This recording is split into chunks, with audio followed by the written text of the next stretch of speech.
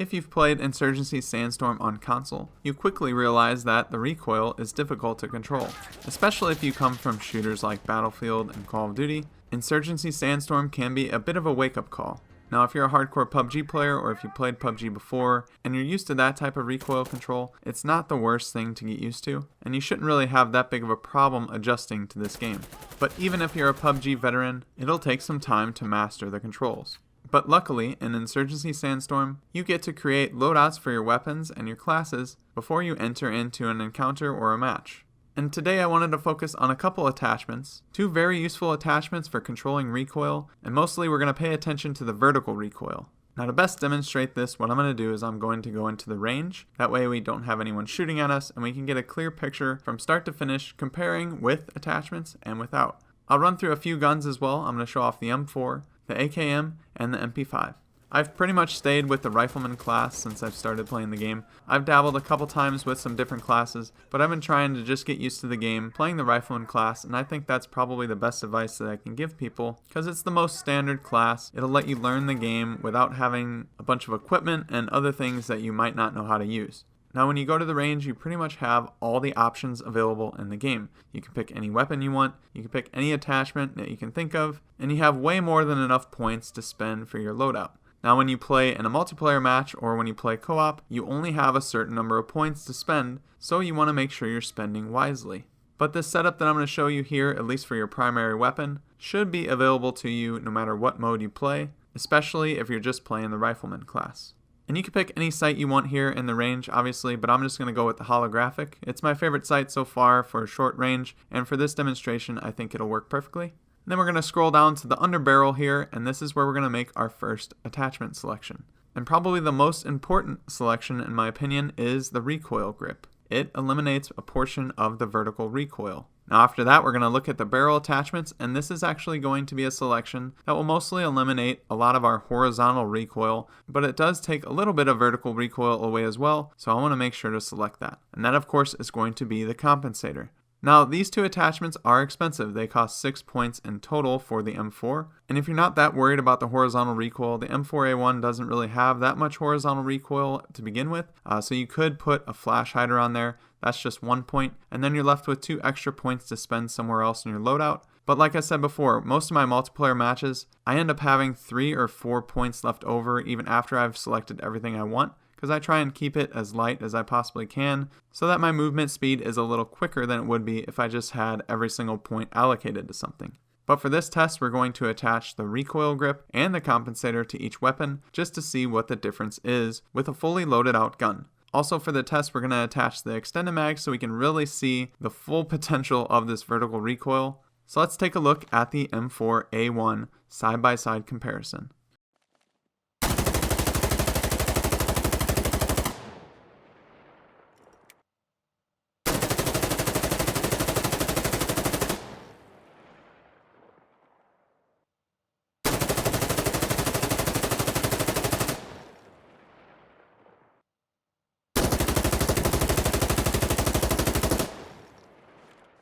Alright, now just looking at the results here, I actually couldn't include the standing with not aiming down sights just because it went straight up into the air. I thought that was pretty funny. But you can really see the differences here. The ones in red are without the attachments, and the ones in green have those 2 attachments equipped. And obviously I didn't do any aim control. I didn't pull back on the right stick at all when I was firing. I just held down the right trigger to let the gun do whatever it was going to do. That way we can see some very consistent results. And one of the coolest things that I think we can see here is that when you're standing and aiming down sights with those attachments, you have just about the same amount of recoil that if you're crouched without the attachments. Now when you're prone, either way, it doesn't really make that much of a difference. You still have really good recoil control when you're prone because that just makes sense. But you can just see how much better the green marks here are with those 2 attachments equipped.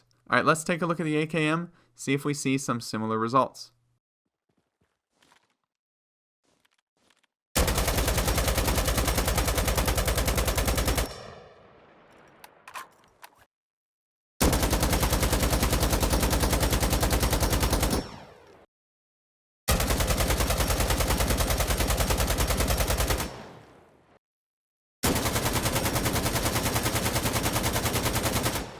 Alright, on this one we see a little bit different results, and it's looking even better for these attachments on the AKM. This time, the standing ADS with the attachments actually beat the crouched ADS without the attachments, and I just think that's really interesting to see, and it just proves my point that these attachments are going to be worth it for you. And just try and control that recoil a little bit better than before, just to get those 1 or 2 bullets in to get the kill. But as I thought, everything with the attachments is way better. Even the prone one is better this time. The M4 had a little bit better recoil control, it looks like, when it was decked out with the attachments. But the AKM is no slouch here, and I've actually had a lot of fun using this weapon. And now for our final test, we're going to check out the MP5. I haven't really used SMGs too much in the game just yet, but I have been killed quite a few times by the Honey Badger and a couple others, so I thought I'd throw an SMG into this video as well, just to give some comparisons and get some diversity here, even though the SMG isn't really part of the Rifleman class. But same rules apply here. Let's look at that comparison.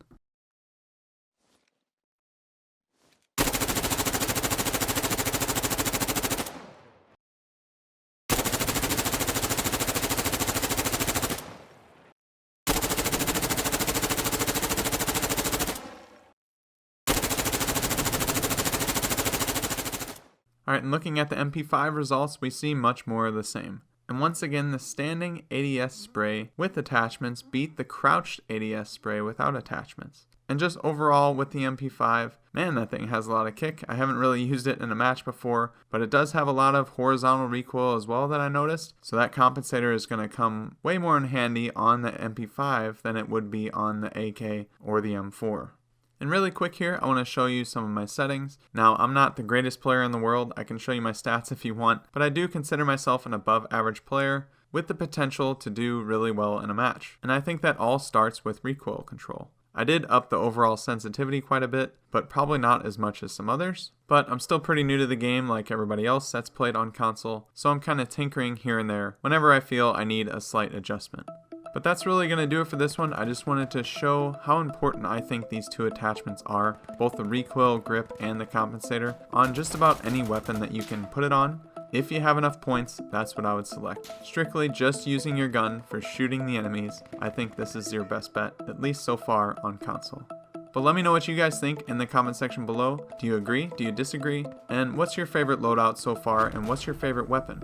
I do need to get out there and try different weapons. I've mostly stuck to the assault rifle so far, but that's the beauty of this game. There's so much to offer, and just so much content to dig into, and I'm really enjoying my time.